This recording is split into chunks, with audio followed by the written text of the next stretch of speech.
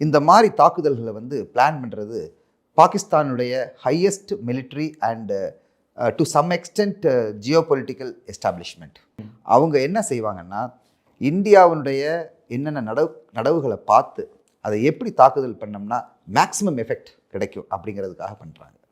அவங்களுடைய எய்ம், பாகிஸ்தானுடைய எய்ம் வந்து ஸ்மால் இன்புட்டை போட்டு, சின்ன அளவு இன்புட்டை போட்டு பெரிய அளவு பாதிப்பு தாக்குறது.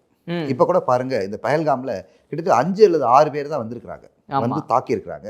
ஆனால் அதனுடைய பிரதிபலிப்பு, அதனுடைய ரிஃப்ளெக்ஷன்ஸ், அதனுடைய எதிரொலி என்ன இருக்குது, கம்ப்ளீட் இந்தியா கிட்டத்தட்ட 1.5 பில்லியன் 1.5 பில்லியன் இருக்கிற ஒரு தேசத்தை அது என்ன செஞ்சிருச்சு, டீஸ்டெபிளைஸ் பண்ணிடுச்சு. இது வந்து பாகிஸ்தானுடைய ஸ்ட்ராட்டஜி. அவன் வந்து சிறிய ஆயுதத்தை வச்சு பெரிய எஃபெக்டை உண்டு பண்ணுங்கிறதா அவங்களுடைய எய்ம்.